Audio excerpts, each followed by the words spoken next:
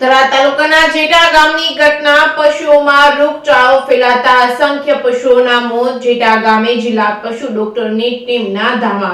નમસ્કાર, આપ જોઈ રહ્યા છો જેકેએસ ન્યૂઝ ગુજરાતી. સમગ્ર વાત કરીએ તો થરા તાલુકાના જેટા ગામમાં પશુઓમાં રોગચાળો ફેલાતા અસંખ્ય પશુઓના મોત થયા છે. જેટા ગામે જિલ્લા પશુ ડોક્ટરોની ટીમના ધામા. પ્રાથમિક તપાસમાં ખરવા નામનો રોગથી પશુઓના મોત થયા હતા. પશુઓમાં અઠવાડિયા અગાઉ ખરવા રોગથી ફેફસા તેમજ હૃદય પર અસર થતા મોત થયું હતું. રોગને ઝડપથી કાબૂમાં લેવા જિલ્લા પશુપાલન વિભાગની કવાયત. પશુઓમાં કોઈ પણ બીમારી દેખાતા તાત્કાલિક પશુ ડોક્ટરનો સંપર્ક કરવા અપીલ કરી હતી. રિપોર્ટિંગ બાય ભરત ઠક્કર, ડીસા. મદદનીશ પશુપાલન નિયામક, પશુ રોગ સંશોધન એકમ પાલનપુર.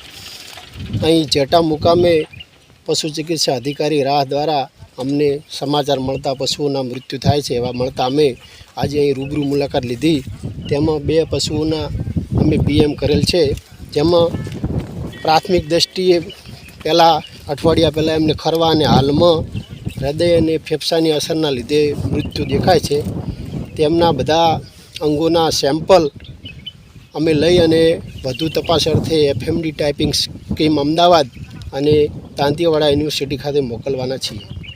સાહેબ, આ પશુ બચાવવા માટે બીજા કોઈ પ્રયત્નો કરી શકાય કે જેને કારણે પશુ મરતું બચી શકે, તમારા અનુમાન? હાલમાં તો એમને જ્યારે તકલીફ લાગે, તાવ આવે ત્યારે તાત્કાલિક તમારે પશુ ચિકિત્સા અધિકારીને બોલાવી અને એને 3 દિવસ એને દવા અપાવવી જોઈએ, એને ચાંદાની સારવાર કરાવવી જોઈએ. અને જ્યારે રસીકરણ આવે ત્યારે બધા પશુપાલકોએ ખાસ એમને રસી કરાવી મોકલવી જોઈએ. મારું નામ છે અને અમારા ગામમાં 400 આસપાસના પશુ મૃત્યુ થઈ ગયો છે. અને અમે અમારા પશુ સારવારના કેન્દ્રમાં જાણ કરી અને એ અત્યારે અમારા ગામની અંદર એમની તપાસ ચાલુ છે અને એમના સેમ્પલ લઈ જઈને એમને લેબોરેટરી તરફ મૂકશે અને પછી એની જે તે સારવાર થાય એ અમારા પશુ ડૉક્ટરોને વિનંતી છે કે અમારા ગામમાં જેમ બને એમ તાત્કાલિક ધોરણે અમારા પશુ સાજા થાય એવી અમારી નમ્ર વિનંતી છે.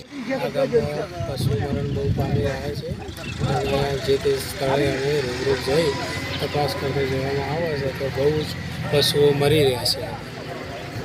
અમારી સરકાર છે નમ્ર વિનંતી બચાવવાનું